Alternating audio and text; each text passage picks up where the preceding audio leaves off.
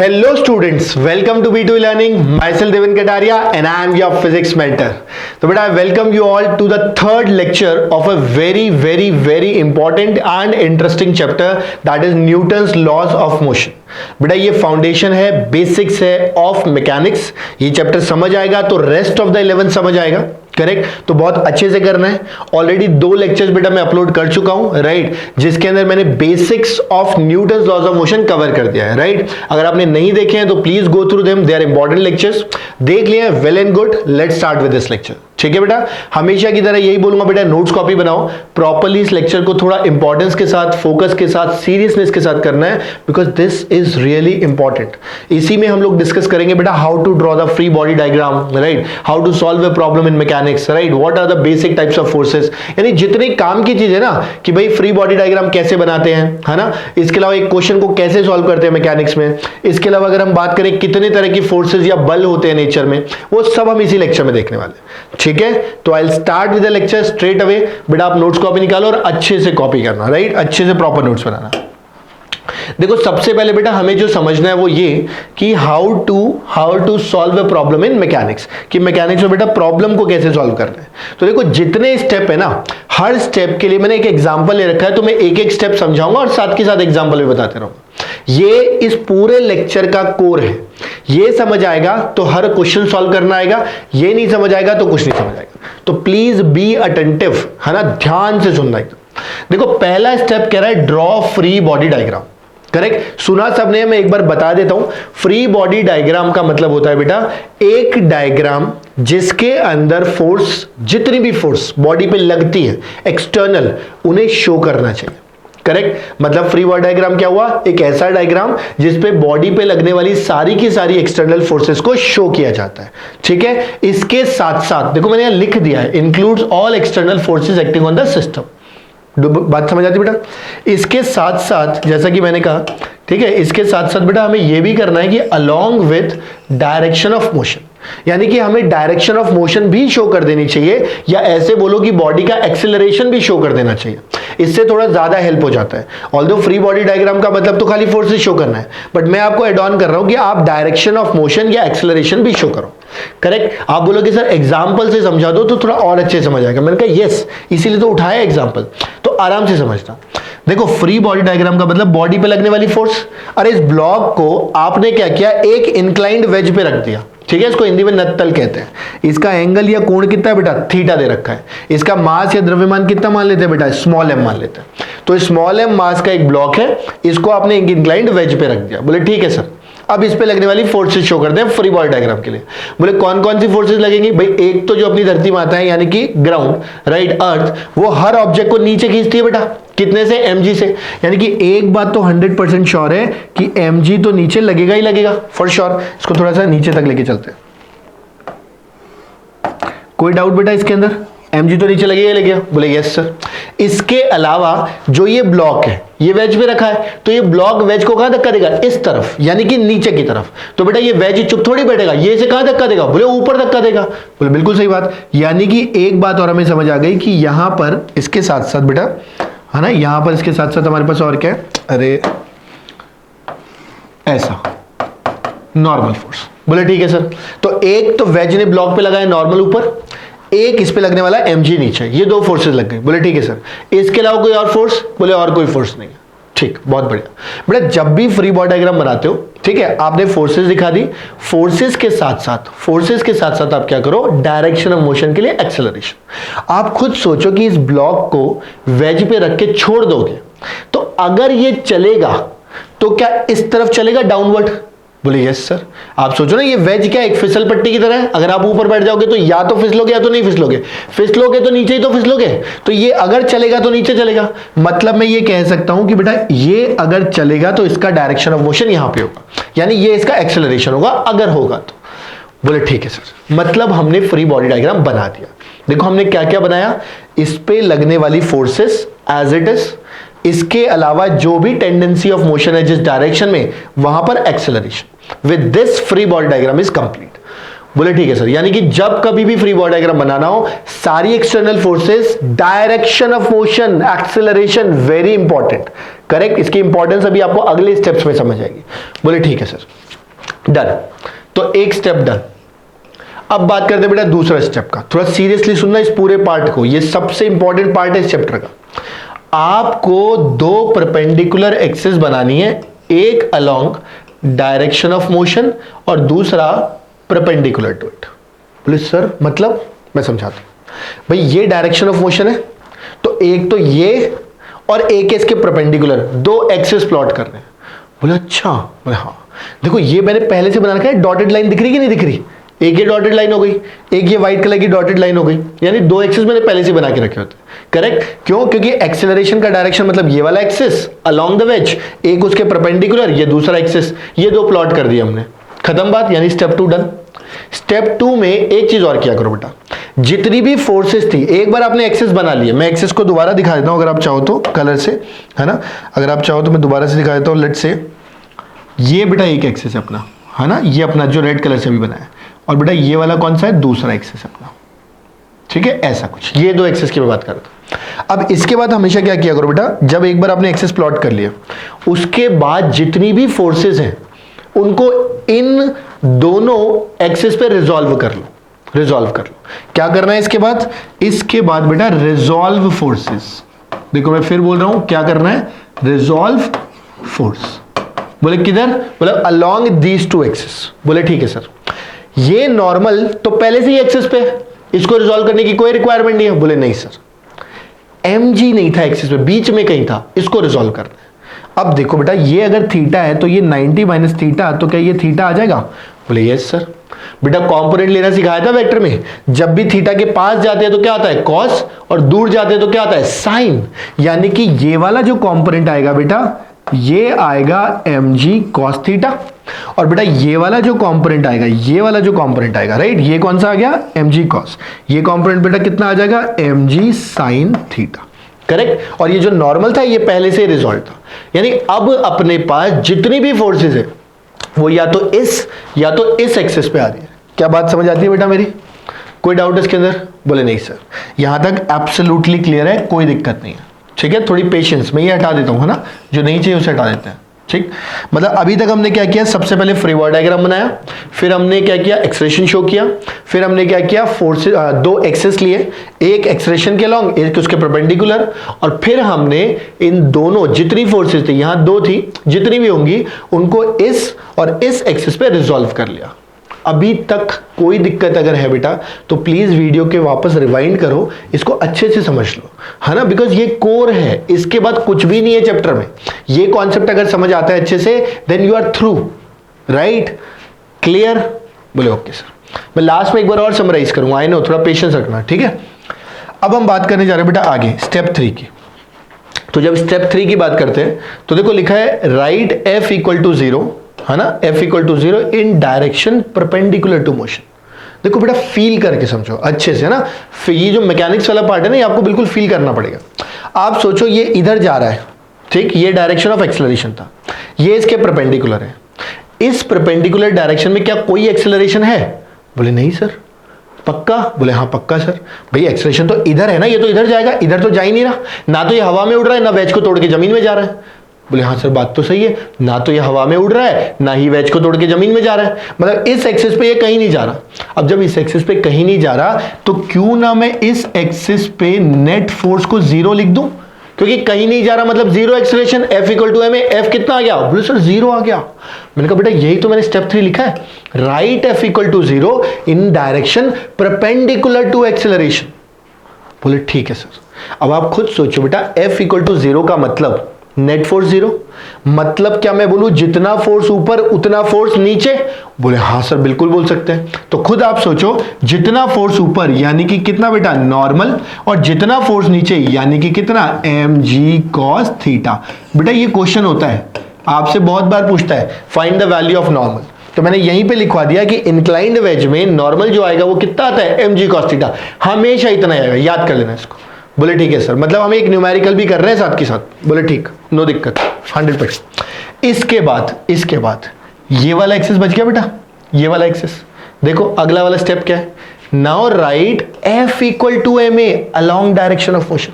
क्योंकि along direction of motion मतलब जिधर एक्सेलरेशन है, तो एक्सेलरेशन है तो F इक्वल टू एम है, तो लिख ही सकते हैं, इकलौता फॉर्मूला यही तो पढ़ा है अपने ढंग का पूरे के पूरे चैप्टर में। बोले यस सर, यानी कि मैं यहां पर लिख सकता हूं बेटा F equal to m into a. आराम से सुनना, अब दिमाग से सुनना, इसमें F का क्या मतलब है? इसमें F का मतलब है नेट फोर्स। नेट फोर्स किधर? Along the direction of acceleration. बोले मतलब सर, मतलब ये कि इधर जा रहा है ना, तो इधर वाली फोर्स माइनस ऑपोजिट वाली force equal to m into a होना चाहिए हमेशा। जिधर भी जाता है उधर वाली फोर्स माइनस ऑपोजिट वाली force equal to m into a. बोले सर लिख के दिखाओ, उनका लिखता हूं, जिधर जा रहा है उधर वाली फोर्स यानी कि m g sine theta minus इधर वाली फोर्स ऑपोजिट, कुछ है ही नहीं तो सीधे सीधे क्या लिख दोगे? Zero, should be equal to कितना बेटा? M into a. जैसे जैसे क्वेश्चंस कॉम्प्लेक्स होंगे इधर भी फोर्स आएंगी और भी 10 तरह की चीजें आएंगी, इसलिए मैंने आपको अभी से बताना शुरू कर दिया कि जिधर जाता है उधर वाला फोर्स माइनस ऑपोजिट वाला force equal to m into ए।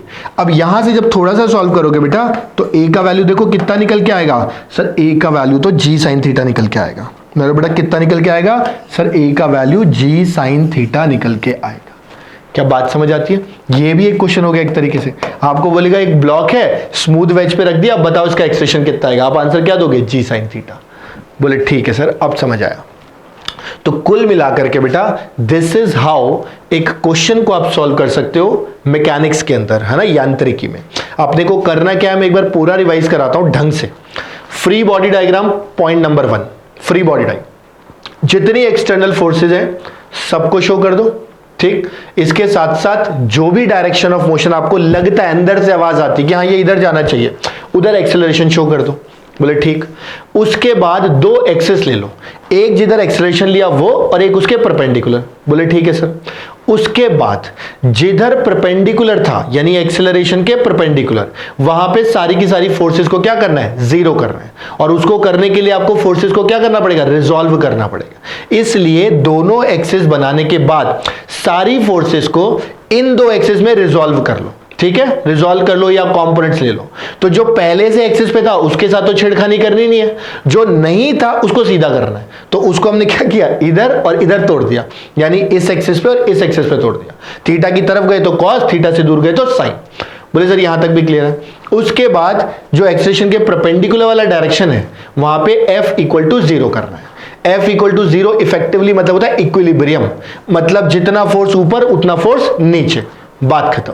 इसके बाद जिधर एक्सेलरेशन है उधर लास्ट में F equal to M A use करना है। बेटा F equal to M A में A आपने क्या माना है? A। F का मतलब क्या था? जिधर एक्सेलरेशन है उस डायरेक्शन का फोर्स माइनस ऑपोजिट डायरेक्शन का फोर्स। यानी आप जब भी F equal to M a लिखोगे उसका मतलब होता है F नेट बराबर एम ए, और F नेट बराबर एम ए का मतलब होता है जिधर जा रहा है उधर की फोर्स माइनस ऑपोजिट या विपरीत दिशा की force equal to m into a, जहां पे ए त्वरण है, एक्सेलरेशन।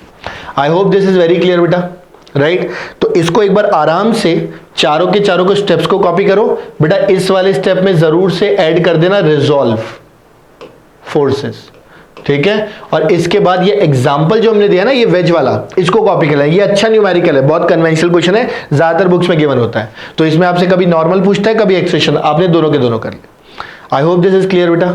तो इसको आराम से समझ के अब ब्रीदिंग स्पेस लो, वीडियो पॉज करो, है ना, 1 आध 2 मिनट 3 मिनट 5 मिनट जितना अभी तक लिखा है। अगर नहीं लिखा है तो लिखना चाहिए था, ठीक है। और नहीं लिखा है एक बार रिवाइंड करके जैसे मर्जी या अपने मन में अपने आप से पूछ के ये देख लो कि जितना अभी तक बताया वो समझ आया कि नहीं।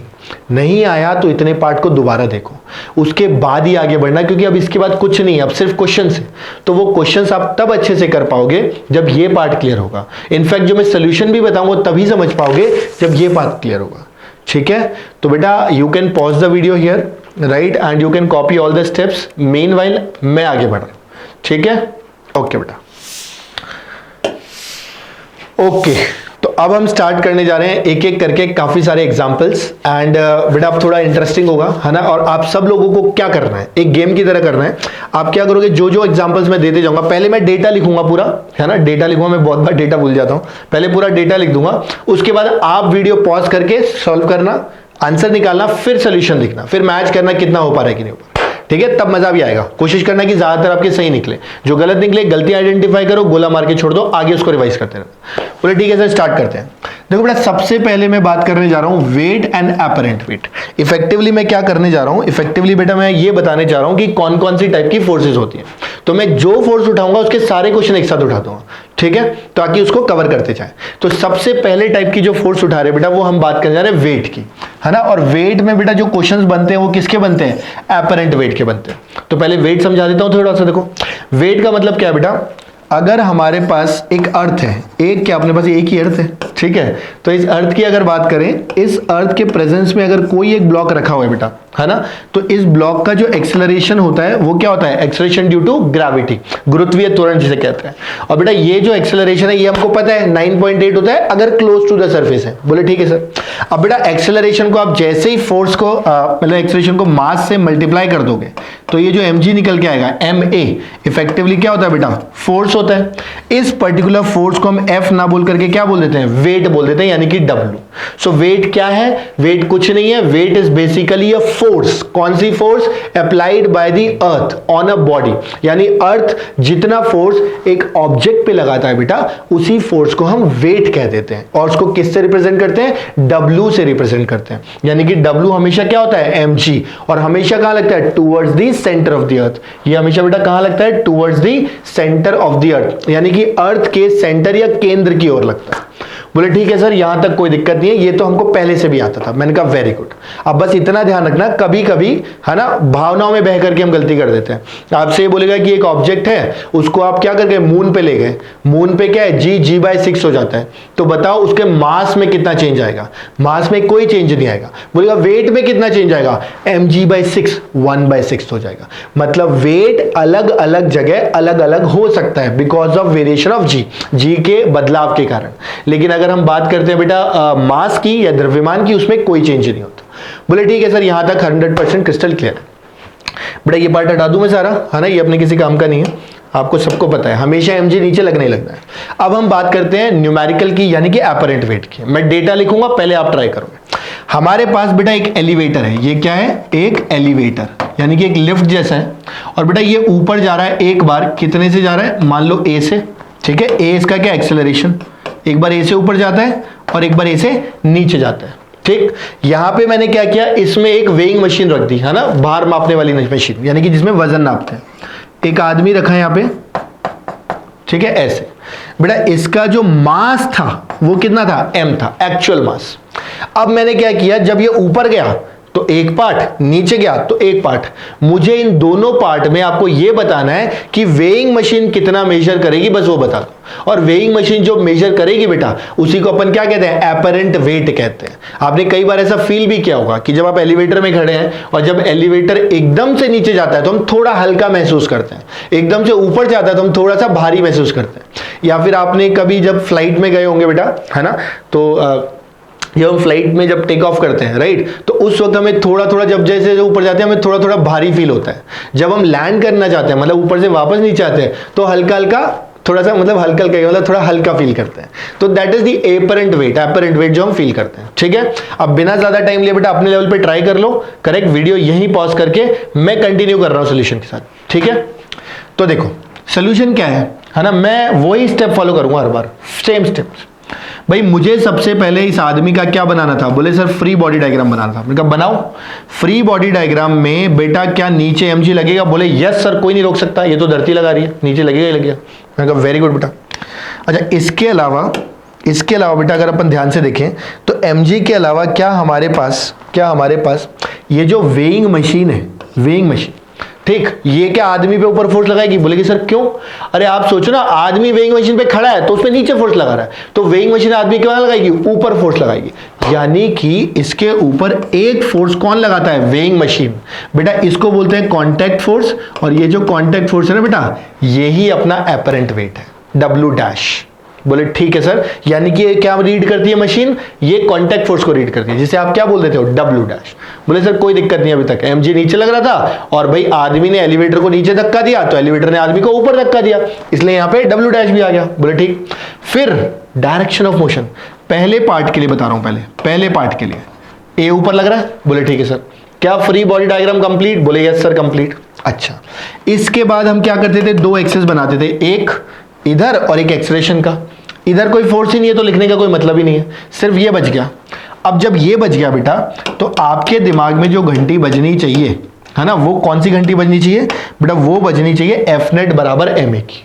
बोले सर कौन सी, मैंने कहा बेटा एफ नेट बराबर एम इंटू ए। बोले ठीक है सर, बजेगी। एफ नेट का क्या मतलब बताया था, जिधर जाता है उधर का फोर्स माइनस ऑपोजिट डायरेक्शन का फोर्स। बोले हाँ सर बताया तो था, तो लिखते जिधर जा रहा है यानी कि बेटा W dash minus opposite direction में क्या है एम जी। देखो पिछले एग्जांपल में ऑपोजिट में कुछ नहीं था, इस बार है, तो इसलिए कितना बन गया बेटा W dash minus m g बन गया। ठीक, और बेटा ये किसके बराबर आना चाहिए, ये बराबर आना चाहिए एम इंटू ए।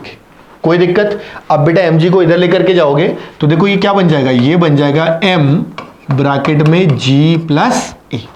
करेक्ट, यानी कि थोड़ा दिमाग से अगर देखोगे बेटा तो यहां पे W डैश आपको W से ज्यादा दिखाई देगा। बोले W क्या, mg ओरिजिनल वेट, लेकिन जो W डैश है बेटा ये तो एपरेंट वेट है ना, और ये क्या है ज्यादा आ रहा है। क्यों, क्योंकि ये mg प्लस a आ रहा है।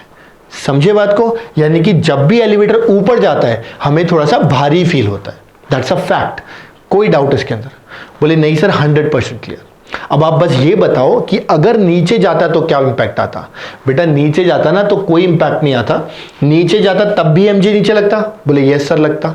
तब भी इसके ऊपर कांटेक्ट फोर्स या W डैश ऊपर लगता। बिल्कुल सर ऊपर लगता। सिर्फ ये जो एक्सेलरेशन है ये नीचे की तरफ लग जाता। मैं बना के दिखा देता हूं, कोई दिक्कत नहीं है, मैं बना के दिखा देता हूं कि भाई इसी आदमी की अगर बात करते बेटा ऊपर W डैश नीचे mg, लेकिन अब की बार जो एक्सेलरेशन आता वो नीचे आता। और बेटा जब एक्सेलरेशन नीचे आता तो अब जब आप F net equal to M a लिखते, आप तो बार बार एक ही चीज लिखते हो। बोले सर कौन सी, जिधर जाएगा उधर का force minus opposite force is m into a. मैंने कहा यस, तो देखो जिधर जा रहा है मतलब m g, minus opposite force मतलब डब्ल्यू डैश, ये किसके बराबर आ गया बेटा एम इंटू ए। अब देखो यहां से आपकी बात डब्ल्यू डैश कितना आ गया, एम जी माइनस ए। अरे जी माइनस ए का मतलब यहां पर डब्ल्यू डैश क्या आएगा, लेस देन डब्ल्यू आ जाएगा। यानी कि जब आप नीचे जाते हो तो आप थोड़ा सा हल्का महसूस करते हो। क्या बात समझ आती है बेटा? बोले यस 100%। तो आई होप कि आपका सोल्यूशन सही रहा होगा। अगर सही रहा है तो वेल एंड गुड, नहीं रहा है तो बेटा देख लेना कि करना कैसे। अब कभी अगर एपरेंट वेट का क्वेश्चन आ जाए, बहुत बार नीट में तो भर के सवाल आए बेटा, मैं बता रहा हूं एपरेंट वेट पे, करेक्ट। तो आप प्लीज इस कॉन्सेप्ट को मिस आउट नहीं करना है। सिंपल सा फंडा है, अगर ए से ऊपर जा रहा है, ए से एक्सेलरेशन से, तो आप सीधे क्या लिख दोगे, एम जी प्लस ए। अगर ए से नीचे जा रहा है तो आप क्या लिख दोगे, एम जी माइनस ए। करेक्ट, कोई डाउट बेटा यहां तक? बोले नहीं सर। इसमें छोटे छोटे कुछ कुछ कैचेस और हैं। आप पहले इसको कॉपी कर लो, आराम से इसको कॉपी कर लो वीडियो पॉज करके। फिर मैं नेक्स्ट स्लाइड में ना छोटे मोटे नोट्स लिखवा रहा हूं। वो नोट्स ऐसे समझ लो कि क्वेश्चंस हैं जहां पे बच्चा फंस जाता है, राइट। और मुझे लग रहा है शायद आप भी फंस सकते हो, राइट। तो प्लीज ध्यान रखना, स्पेशल ध्यान रखना उस चीज का। देखो मैं जो नोट बताने जा रहा हूं बेटा, है ना, मैं जिस नोट की बात करने जा रहा हूं, राइट, अच्छे से समझना। देखो जब नोट की बात कर रहा हूं ना बेटा, सबसे पहला पॉइंट तो ये जहां बच्चा सबसे ज्यादा फंसता है, आपको ये बोला जाता है कि एक एलिवेटर है और ये नीचे जा रहा है, और बोलेगा नीचे कितने से जा रहा है, बोले 15 मीटर पर सेकेंड स्क्वायर से जा रहा है, ठीक है। और आपसे बोला जाएगा कि भाई यहां पे एक बॉडी है, ये कितने केजी की है, 50 केजी की है। आप इसका एपरेंट वेट बताओ। आप पहले क्या करो बेटा, अपने लेवल पे सॉल्व कर लो इसको, तभी आप मिस्टेक आइडेंटिफाई करोगे। तो अपने लेवल पे सॉल्व कर लो, वीडियो पॉज करके, मैं इसका सोल्यूशन बताता हूं। जनरली बच्चा करता क्या है सोल्यूशन में बेटा, डब्ल्यू डैश इक्वल टू नीचे जा रहा है इसलिए क्या लिखता है, एम जी माइनस ए। बोले यस। m कितना है, बोले 50, g कितना है, जनरली 10 लेते हैं 9.8 को, और बेटा a कितना है 15। तो बच्चे बेटा कभी कभी भावनाओं में बह के 10 माइनस 15 कितना, -5, तो 5 5 जा 25, माइनस 250 लिख देते हैं, है ना, 55 जा 250, माइनस 250 न्यूटन फोर्स लिख देते हैं, करेक्ट। जबकि बेटा फैक्ट ये है कि अगर एलिवेटर 15 से जा रहा है और मैन मैक्सिमम 10 से जा सकता है, तो जैसे ये 15 से जाएगा बेटा इन दोनों का कॉन्टैक्ट लीव हो जाएगा। समझिए, आप खुद सोचो ना, अगर आप एक रूम में हो, रूम 15 से नीचे जा रहा है और आप, या एलिवेटर में हो, एलिवेटर 15 से नीचे जा रहा है और आप 10 से जा रहे हो, तो इसका मतलब 1 सेकंड में आप 10 की स्पीड आपकी बढ़ी, करेक्ट, और आप क्या कर रहे हो 10 मीटर पर सेकंड स्क्वायर एक्सेलरेशन जा रहे हो, जबकि जो एलिवेटर है वो 15 से जा रहा है, तो आपसे ज्यादा फास्ट जा रहा है ना, तो थोड़ी देर में क्या होगा, कांटेक्ट ब्रेक कर जाएगा। जैसे ही कांटेक्ट ब्रेक करेगा बेटा, अब तो ये जो डब्ल्यू डैश था, ये जो कांटेक्ट फोर्स था, ये अपने आप ही क्या हो जाएगा, जीरो हो जाएगा। यानी कि यहां पर ये जो आंसर है बेटा, ये इनकरेक्ट है, और यहां पे जो करेक्ट आंसर आना चाहिए था वो कितना आना चाहिए था, जीरो आना चाहिए था। तो कुल मिलाकर के बेटा जो ऐसे केसेस होते हैं ना, कौन से केसेस, जिसमें एक तो एलिवेटर कहां जा रहा होता है, नीचे की तरफ, और दूसरी चीज ए क्या होता है, ग्रेटर देन जीरो, उन सब केसेस में बेटा बिना देखे डब्ल्यू डैश को क्या कर देना, जीरो कर देना। समझ गए? तो एपरेंट वेट नेगेटिव नहीं आ सकता, एपरेंट वेट या तो पॉजिटिव आएगा या तो जीरो आएगा। तो ये कॉमन गलती है बेटा जो बच्चे करते हैं। आई होप कि आप नहीं करोगे अगर एग्जाम में ऐसा कुछ आता है तो। बोले ठीक है सर, यहां तक क्लियर है। अब हम लोग अगले नोट पे चल सकते हैं। बेटा अगला नोट क्या होता है, वो थ्योरेटिकली आपको फंसाता है। कैसे फंसाता है बताता हूं। अगले नोट में आपको क्या बोला जाएगा कि एक एलिवेटर है और वो ऊपर जा रहा है, ऊपर, ठीक है, एक एलिवेटर है और वो कहां जा रहा है, ऊपर जा रहा है। आपसे पूछेगा कि बताओ डब्ल्यू डैश डब्ल्यू से ज्यादा होगा कि कम होगा कि क्या होगा। आपके दिमाग में फट से आंसर आएगा कि अच्छा ऊपर जा रहा है, ऊपर जाने का मतलब तो क्या था, ऊपर जाने का मतलब था जी प्लस ए, जी प्लस ए मतलब एपरेंट वेट ज्यादा, और आप ये आंसर टिक कर दोगे। जबकि बेटा ये आंसर इनकरेक्ट है। आंसर क्या होना चाहिए था, आंसर होना चाहिए कांट कमेंट। बोले सर ये क्या बात हो गई, मैंने कहा ऊपर जा रहा है, हो सकता है कांस्टेंट स्पीड से जा रहा हूं, हो सकता है कांस्टेंट वेलोसिटी से जा रहा हूं, करेक्ट, अपने को थोड़ी पता है कि किससे जा रहा है, हो सकता है एक्सीलरेटेड हो सकता है रिटार्डेड हो। तो ऊपर जाने का मतलब ये नहीं कि एपरेंट वेट ज्यादा हो जाएगा। ऊपर एक्सीलरेशन अगर होता तो फिर ज्यादा होता, नीचे एक्सीलरेशन होता तो कम होता। यानी एक्सीलरेशन वर्ड का सिग्निफिकेंस है बेटा। आई होप जो मैं आपको कन्वे करना चाह रहा हूं है ना, वो आप समझ गए होंगे, मेरी भावनाओं को समझ गए होंगे। और अगर ऐसा क्वेश्चन आ गया तो आप नहीं फंसोगे। This is what I expect, मैं ऐसी उम्मीद करता हूं, राइट। और मुझे पूरी उम्मीद है कि आप मेरी उम्मीद पे खरे उतरोगे। ठीक, तो बेटा अब मैं अगले चलता हूं, अगले पॉइंट पे है ना, नेक्स्ट पॉइंट पे। आई होप ये एलिवेटर एपरेंट वेट आपको क्लियर होगा। Let's move on to the next part. इसको अच्छे से कॉपी जरूर कर लेना बेटा, ये पॉइंट ना फंसाने वाले। चलो अब बेटा हम बात करते हैं अगला पॉइंट, है ना। देखो हम लोग कंसाइज करके कर रहे हैं सारे पार्ट को, ढंग से करना, ये वरना बहुत लेंथी टॉपिक है। तो देखो हम बात करने जा रहे हैं बेटा अब की बार नॉर्मल रिएक्शन की। अब सबसे पहले तो सवाल उठता है कि नॉर्मल रिएक्शन है क्या। तो भाई नॉर्मल रिएक्शन का मतलब ऐसे समझो कि normal reaction is basically A contact force, एक कांटेक्ट फोर्स है ना। और वो क्या करती है, देखो contact force between two surfaces in contact. यानी कोई भी दो सतह या सरफेस अगर कांटेक्ट में एक दूसरे के संपर्क में है तो बेटा उस पे जो भी फोर्सेस लगेंगी, जो बल लगेंगे, उन्हें क्या बोलेंगे, कांटेक्ट फोर्स। लेकिन एक hidden condition, when one tries to push the other, this is the hidden condition. बेटा जब एक सरफेस दूसरे को पुश करने की कोशिश करेगा तब जाके नॉर्मल फोर्स जनरेट होगी। बोले सर मतलब ये कि दो सरफेस कांटेक्ट में होना चाहिए, ये नेसेसिटी है, सफिशिएंट नहीं है। इसके साथ साथ कोई एक सरफेस दूसरे को धक्का देगा तो दूसरा सरफेस पहले को धक्का देगा तो कांटेक्ट फोर्स जनरेट होगा। बोले अच्छा, इसका मतलब अगर आप लेट्स से जमीन पे खड़े हो और आपके सर पे एक ब्लॉक रखा हुआ है, करेक्ट, तो ब्लॉक आपको नीचे धक्का दे रहा है, करेक्ट, और आपका सर और ब्लॉक का सरफेस दोनों किस में है, कांटेक्ट में। इसलिए कांटेक्ट में भी है और ब्लॉक आपको नीचे धक्का दे रहा है तो नॉर्मल फोर्स लगती है, आपको फील हो जाएगा। लेकिन मानो आपने एक ब्लॉक सर पे रखा और आप छत से कूद गए, ऐसा करना नहीं है बिल्कुल भी, करेक्ट, ऐसा बिल्कुल भी नहीं करना है, प्लीज, मैं बता रहा हूं। Don't try this at home, clear warning, right. It's just an example, you understood my point, ठीक है, राइट। पहले शक्तिमान आता था तो ऐसे, मैं छोटा था उस टाइम पे, पता नहीं आप छोटे थे कि आप थे कि तो क्या था, शक्तिमान में क्या होता है कि ऐसे वो घूमता था। तो जब बच्चे देखने शुरू किए, अब देखना शुरू किए तो क्या है कि शक्तिमान क्या है, सीरियल में बच्चों को ना बचाता था, बच्चे कूद जाते थे छत से, कोई कुछ मर रहा है, कुछ कर रहा है, शक्तिमान जाके बचा लेता था। तो 2-4-5 बच्चों ने क्या किया बेटा, छत से जंप कर दिया, बोले शक्तिमान आएगा, शक्तिमान आएगा, और एक्चुअल में ना कैजुअलिटीज हो गई थी। तो हमें ना मतलब इस कहानी का ऐसे कोई लेना देना नहीं है, तो ऐसे ही टाइम पास के लिए बता रहा हूँ। तो प्लीज है ना सुनो।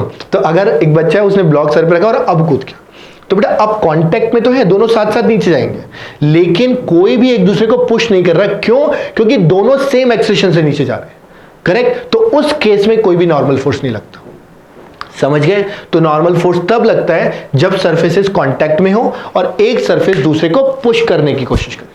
बोले ठीक है सर, बात समझ आ गई। अब इसके एग्जांपल्स उठाते हैं कि कैसे कांटेक्ट फोर्स को शो करना है, स्पेशली डायरेक्शन। भाई मतलब तो समझ आ गया कि एन है क्या, पर अपने को डायरेक्शन भी तो पता होनी चाहिए ना बेटा।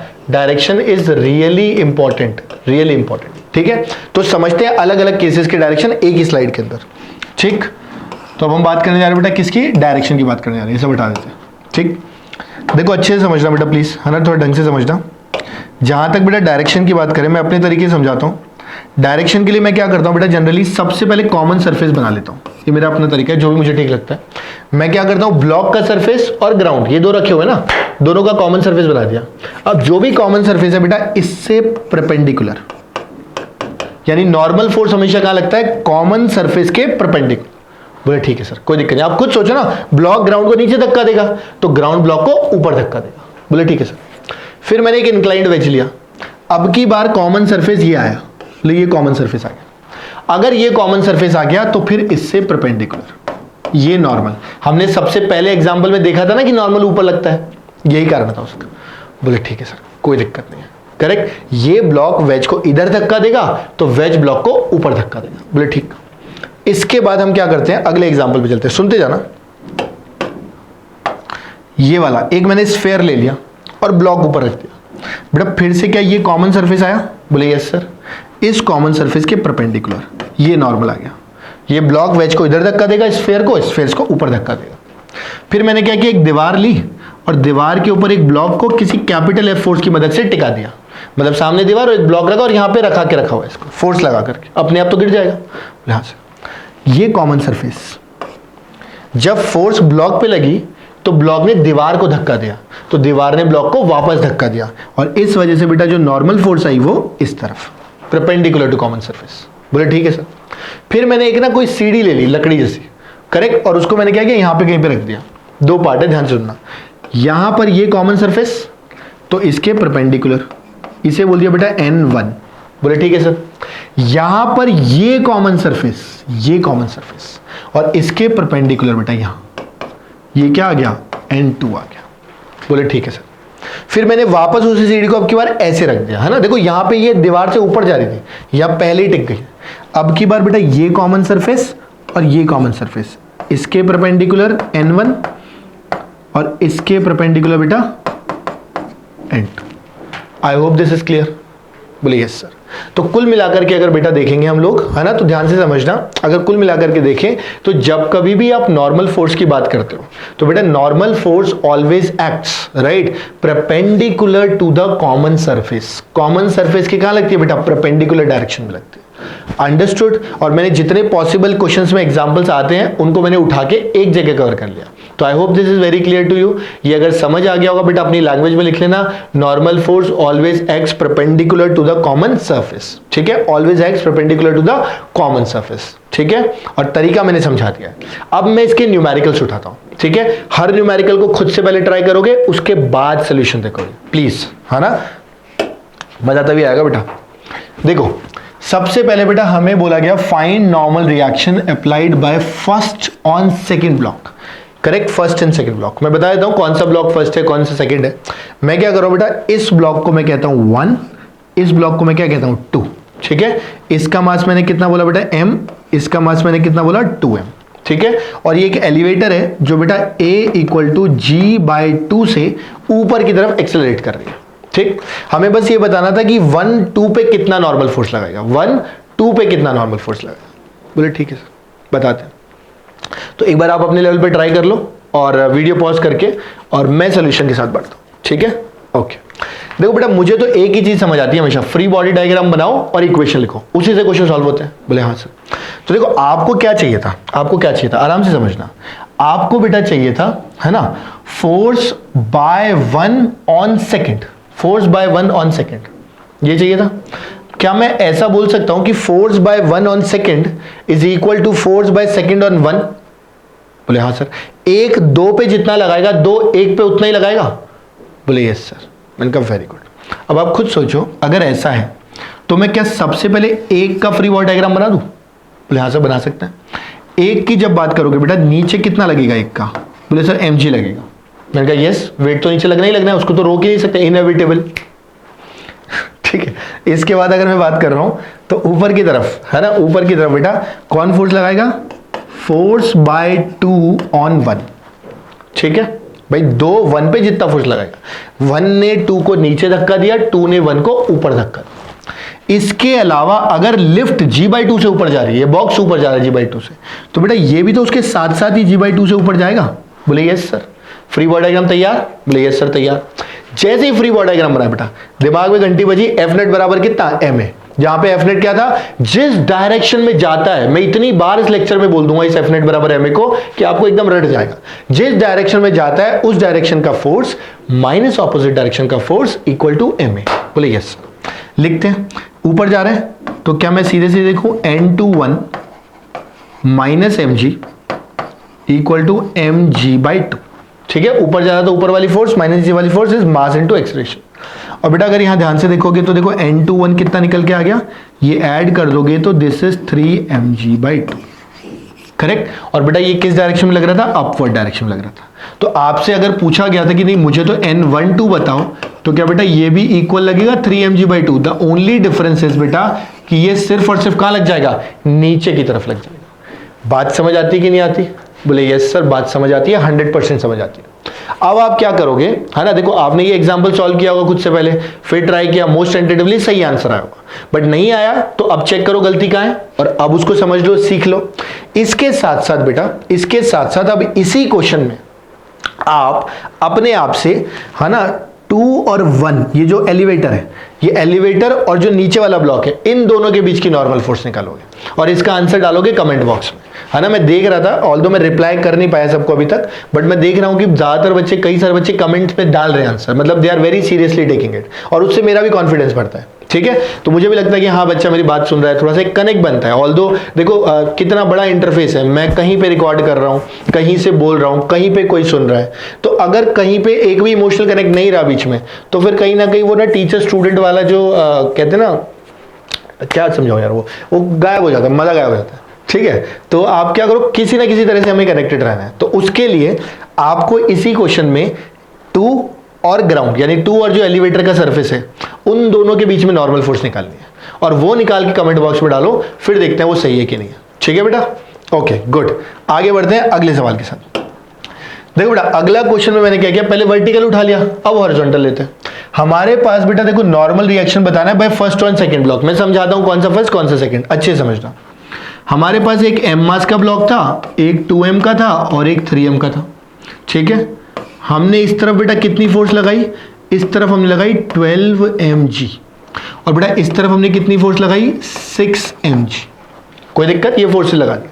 अब की बार मुझे बताना था बेटा कि फर्स्ट ये 1 है और ये सेकंड है, यानी force by first on second block. फिर से n12 बताना है। देखो दिमाग से सुनना, बहुत दिमाग से सुनना बेटा। पिछले क्वेश्चन में और इसमें क्या फर्क है, आप अपने दिमाग की घंटियां दौड़ाओ जरा, है ना, अपने दिमाग के घोड़े दौड़ाओ। घंटियां कैसे दौड़ाओगे, घंटियां तो बजती हैं, तो ये दिमाग लगा के बताओ कि भाई क्या फर्क है दोनों में। तो मुझे लग रहा है अगर सही घोड़े दौड़े तो आपके दिमाग में आएगा कि सर पिछले वाले में ना आपने एक्सेलरेशन दिया हुआ था g/2 पर, इस बार नहीं दिया है, मतलब एक स्टेप ज्यादा लगेगा इसमें। मैंने कहा यस, यानी अगर एक्सेलरेशन नहीं पता तो वैसे भी हम F बराबर m नहीं लिख सकते, तो सबसे पहले एक्सेलरेशन निकालना पड़ेगा। बोले यस सर। आप अपने दिमाग से बताओ अगर ये सिस्टम चलेगा तो कहां चलेगा। बोले सर आगे चलेगा, आपने लेक्चर 1 में बताया था, और मैंने लेक्चर 1 में यह भी बताया था कि जब एक से ज्यादा ब्लॉक्स जब एक साथ चलते हैं तो आप उनको सिंगल ब्लॉक मान के कॉमन एक्सेलरेशन निकाल सकते हो। और कॉमन एक्सेलरेशन का जो फॉर्मूला था वो था F net divided by M total, और बहुत ही बेसिक फॉर्मूला था भाई, F इक्वल टू M तो होता ही अपने पास। तो अपन ने क्या किया, A को F बाय M लिख दिया। F नेट का मतलब जिधर जाता है उधर वाला फोर्स माइनस ऑपोजिट वाला फोर्स, 1000 बार बोल चुका हूं और बोलूंगा। तो मैंने कहा यहां से ये आएगा 12 mg minus 6 mg divided by total mass कितना बेटा 6m। ये निकल करके कितना आ जाएगा, ये निकल करके आ जाएगा बेटा, यहां लिख देता हूं, ये निकल करके आ जाएगा बेटा 6/6, यानी कि g निकल करके आ गया। कोई दिक्कत, बोले नहीं सर। यानी अब ये पहले जैसा क्वेश्चन हो गया, क्योंकि अब हमें एक्सेलरेशन पता है। तो जब एक्सेलरेशन नहीं दिया हो सबसे पहले एक्सेलरेशन निकालो, उसके बाद क्वेश्चंस के साथ प्रोसीड करो। ठीक है। अब देखो आपको निकालना था फोर्स बाय 1 ऑन 2, वो फोर्स बाय 2 ऑन 1 के बराबर ही है। बोले यस सर। और इसके अलावा अगर मैं चाहूं तो एक काम और कर सकता हूं, अब क्या थोड़ा डिफरेंटली बताता हूं। अब की बार बेटा आप इन दोनों को एक सिंगल सिस्टम मान लो, करेक्ट, क्योंकि ये दोनों भी तो साथ चल रहे हैं। बोले हाँ सर। अगर दोनों को सिंगल सिस्टम माना तो एक 6m, सॉरी नॉट 6m, ये 5m का बन गया। ठीक है, कितने का बना बेटा? 5m। देखो मैंने 5 कितना गंदा बनाया। अब अच्छा, ठीक, तो 5m का बना दिया। अब इस 5m पे, इस पे रेड वाले पे इस तरफ से क्या लग रहा है? बोले सर 6mg लग रहा था। मैंने कहा दिखा दो। ठीक, इसके अलावा और कौन सी फोर्सेस लग रही हैं? बोले सर इसके अलावा नीचे लग रहा है 5mg, ठीक है, ऊपर लग रहा है नॉर्मल। मैंने कहा उसकी जरूरत नहीं है, उसे हटाओ, हम तो एक्स एक्सेस की बात कर रहे हैं। ठीक, एक्स एक्सेस में क्या 1 2 पे इधर एक फोर्स लगाएगा, फोर्स बाय 1 ऑन 2। बोले हाँ यानी n12 का मतलब क्या हो गया बेटा? फोर्स ऑन 1 बाय 2 ना, हमें किसका निकालना था? Force applied bye 1 on second निकालना था, सॉरी, तो हम n2 लिखते हैं, फोर्स ऑन 2 बाय 1। इसके अलावा बेटा इसका एक्सेलरेशन 5m का वही होगा जो पूरे सिस्टम का था, यानी कि कितना? g, common acceleration. यानी अब अपने पास फिर से फ्री बॉडी डायग्राम तैयार है। अब क्या बचा है? बोले सर F नेट बराबर है। बेटा अब तो आप लिख ही दोगे, अब तो हलवाई है, कुछ करना ही नहीं है, सीधे सीधे लिख सकते हो। F नेट का मतलब 1000 बार बता चुका हूं, जिधर जाएगा उधर वाला force minus opposite equal to m। किधर जा रहा है? आगे। तो आप सीधे सीधे क्या लिखो बेटा? n21 minus 6mg is equal to 5m into कितना? g। बेटा देखो अपने आप यहां से in21 कितना निकल के आ जाएगा?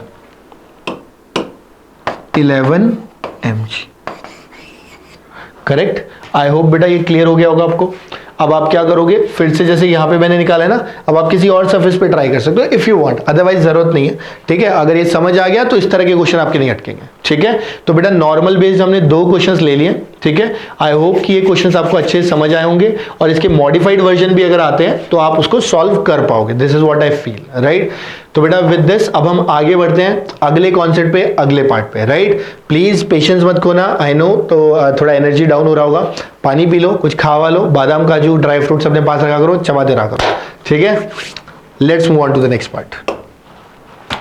बेटा अब हम बात करने जा रहे हैं अगले फोर्स की, थोड़ा ध्यान से सुनना। जैसे जैसे आगे बढ़ेंगे फोर्सेस इंपॉर्टेंट होते जाएंगे।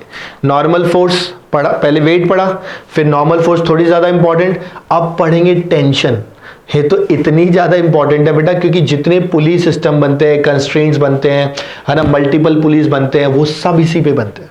उसके बाद फिर आ जाएगा हमारे पास फ्रिक्शन, फिर सूडो फोर्स। तो इस तरह से बेटा कॉम्प्लिकेशंस बढ़ेगी, तो थोड़ा एनर्जी के साथ, फोकस के साथ, राइट।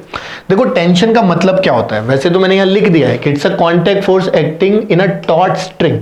यानी कि जब कभी भी बेटा अपने पास कोई एक स्ट्रिंग टॉट होती है ना, जब कभी भी अपने पास क्या हो, कोई एक स्ट्रिंग बेटा टॉट हो, टॉट समझते हो, टाइट, राइट। जब भी कोई स्ट्रिंग क्या हो, टॉट हो, तो एक टॉट स्ट्रिंग के अंदर बेटा जो फोर्स लगती है, कॉन्टैक्ट फोर्स, उसे क्या कहते हैं? उसे हम टेंशन कहते हैं। ठीक है, अच्छा ये काम क्या करती है, कैसे काम करती है वो समझो। हमारे पास मान लो एक ब्लॉक था बेटा ना, ये ब्लॉक है अपने पास, ठीक है, ये अपने पास ब्लॉक है। अपने को पता है कि बेटा इस पे mg नीचे लगेगा। ठीक है, ये ब्लॉक इस रस्सी से बंधा हुआ है। ठीक, आप खुद सोचो, ब्लॉक रस्सी को नीचे खींचेगा तो ये रस्सी ब्लॉक को कहां खींचेगी? ऊपर। इसलिए बेटा अगर ध्यान से देखेंगे तो जो फोर्स लग रही है रस्सी में, जिसे हम टेंशन कह रहे हैं, वो कहां लगेगी? ऊपर की तरफ। बोले ठीक है सर, यानी T ऊपर लग गया और mg नीचे लग गया। करेक्ट बेटा, इसी तरह से अब आप देखो ये रस्सी जो है, ये इस पॉइंट को पकड़ के कहां खींचेगी? नीचे। करेक्ट, तो ये पॉइंट इस रस्सी को पकड़ कहां खींचेगा? ऊपर। बात समझ आती है? तो आप ये भी कह सकते हो कि इस पॉइंट पे अगर देखोगे तो ये पॉइंट को ये पकड़ के कहां खींचेगा बेटा? इस तरफ। कोई दिक्कत? यानी कि हम जब कभी भी डायग्राम बनाएंगे, डायग्राम किसका बनाएंगे बेटा? देखो डायग्राम बनाएंगे एक तो इस पार्ट पे जहां फोर्स लग रही है, और एक इस पार्ट पे। बोले सर ये 2 पार्ट क्यों लिए? क्योंकि रस्सी इन्हीं 2 पे तो फोर्स लगा रही है। तो स्ट्रिंग या रस्सी बेटा जिन 2 पार्ट पे फोर्स लगाती है, हमेशा उन्हें पकड़ के अपनी तरफ खींचती है।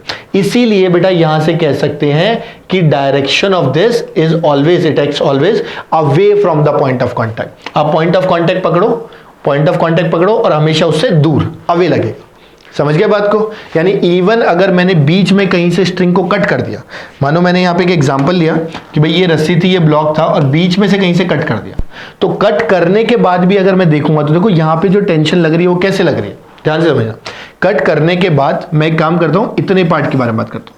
तो इतने पार्ट पे बेटा टेंशन कहां लगेगी? ऊपर, करेक्ट। और ये जो इतना पार्ट है इस पे टेंशन कहां लगेगी बेटा? नीचे।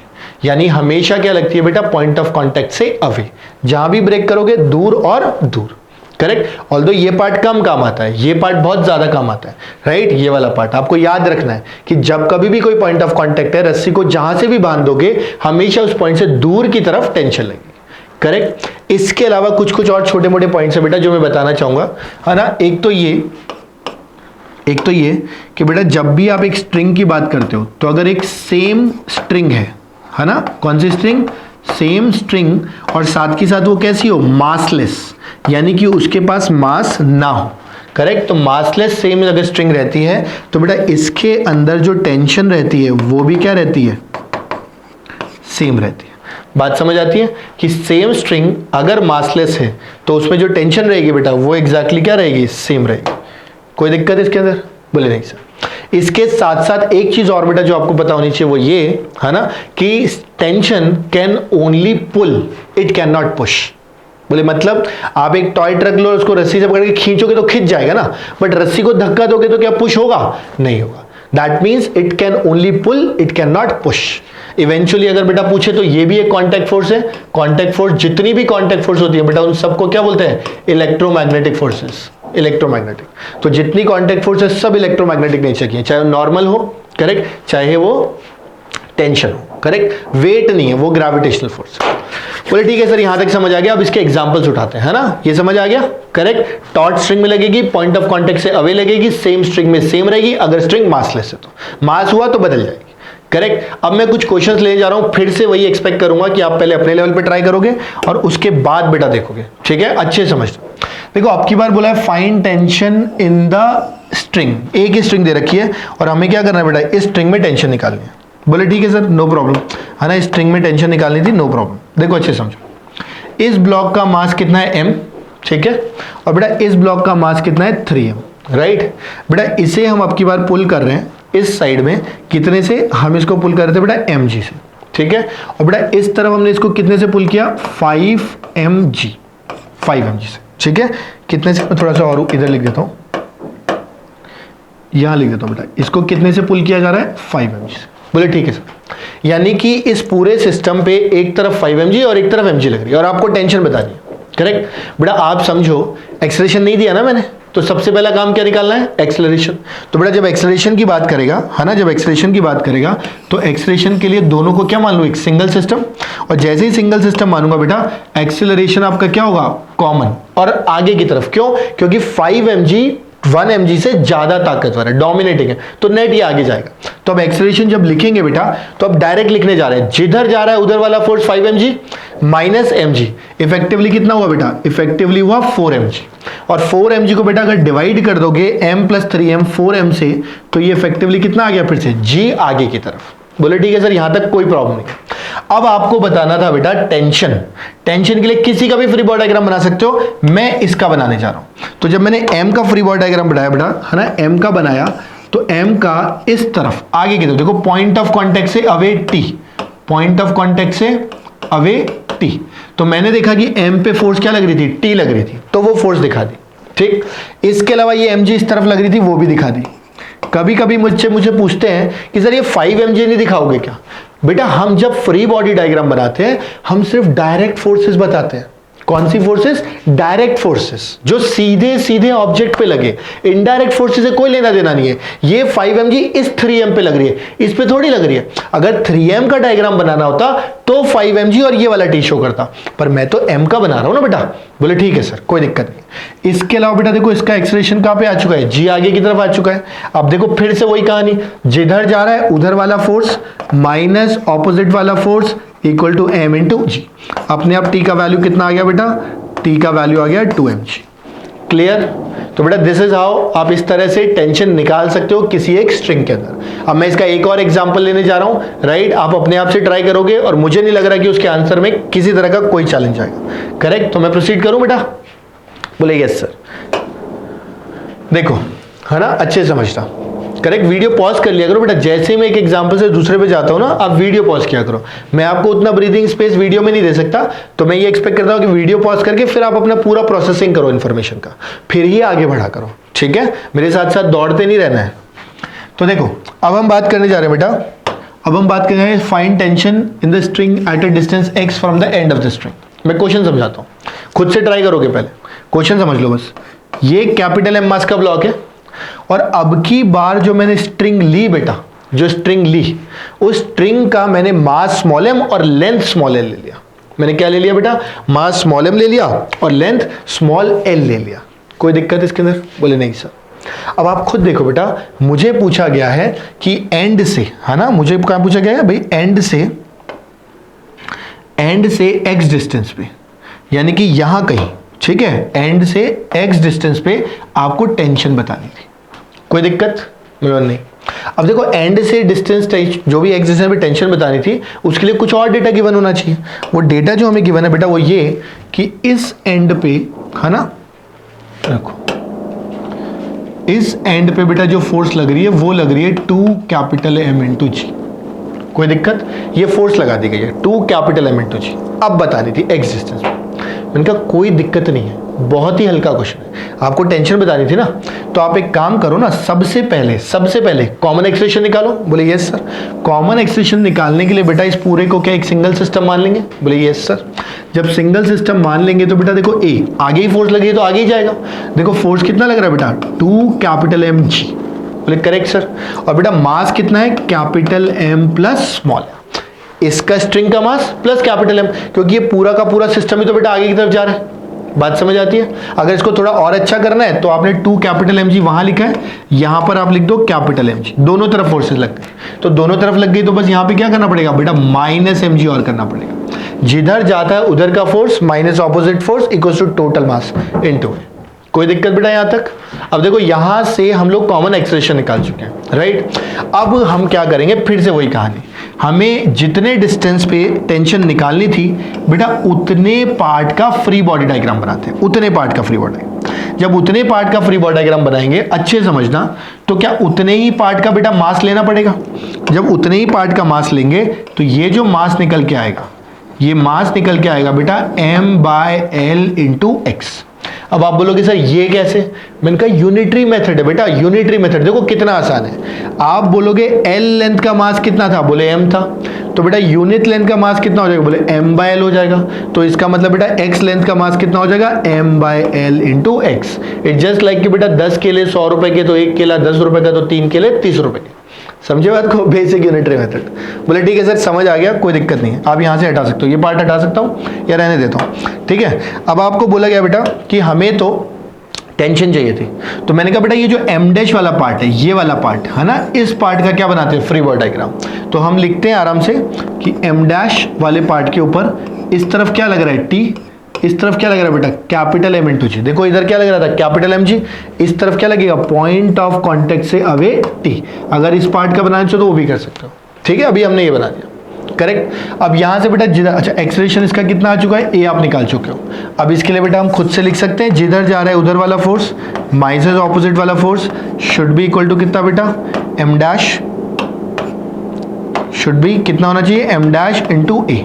अब बेटा आई होप कि ये a का वैल्यू आप सब्स्टिट्यूट कर दोगे और अपने आप से यहाँ के किसकी वैल्यू निकाल लोगे बेटा, t का वैल्यू निकाल लोगे, करेक्ट। तो इस तरह के क्वेश्चन भी कभी कभी आ जाते हैं। ज्यादातर जगह तो बेटा जो स्ट्रिंग होती है वो मासलेस होती है, बट कभी कभी क्या होता है बेटा स्ट्रिंग्स में मास भी दिया होता है। अंडरस्टूड? तो उस पर्टिकुलर केस को कैसे सॉल्व करना है हमने देख लिया है, इसे अच्छे से समझ लो, कॉपी कर लो, और इसके बाद बेटा हम एक और एग्जाम्पल लेते हैं, फिर हम टेंशन वाले पार्ट को कंप्लीट करेंगे, ठीक है। एक एग्जाम्पल है, चलो देखो बेटा ये भी अच्छा एग्जाम्पल है ना, ये भी अच्छा एग्जाम्पल है। बस इसके बाद मैं ये लेक्चर रैप अप कर दूंगा, है ना, और उसके बाद जो अगला लेक्चर लेके आऊंगा उसमें मैं सिंपल पुली स्टार्ट करूंगा।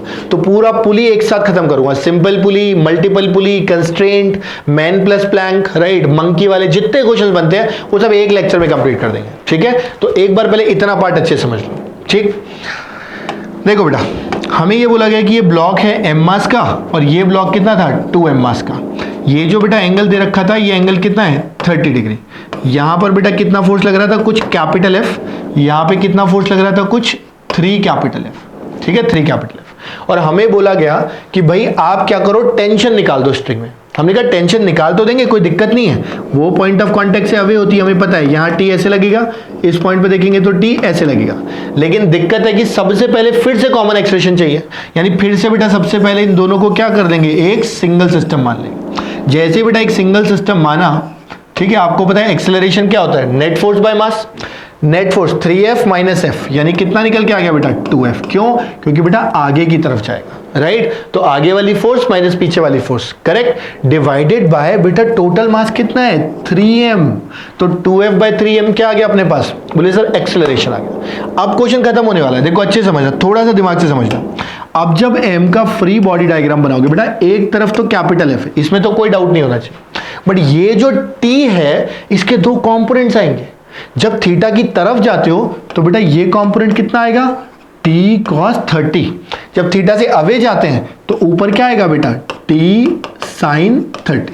ऊपर इसके अलावा एक नॉर्मल फोर्स भी लगेगी, ठीक है। नॉर्मल फोर्स कौन लगाएगा बेटा, ग्राउंड। इसके अलावा यहाँ पे नीचे इसका खुद का mg भी लगेगा, बट इस एक्सिस से अपने को कोई लेना देना नहीं है, अपने को लेना देना है बेटा इस पार्ट से, ठीक है।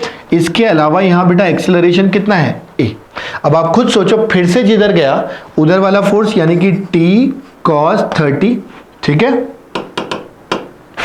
t cos 30, करेक्ट बेटा, t cos 30 माइनस f, ठीक है, t cos 30 minus f equal to बेटा m इंटू a। a का वैल्यू आपके पास है, यानी इसको आप लिख सकते हो m, a की जगह 2f बाय 3m। बेटा यहां से आपको क्या निकल के आ जाएगा, t का वैल्यू निकल के आ जाएगा।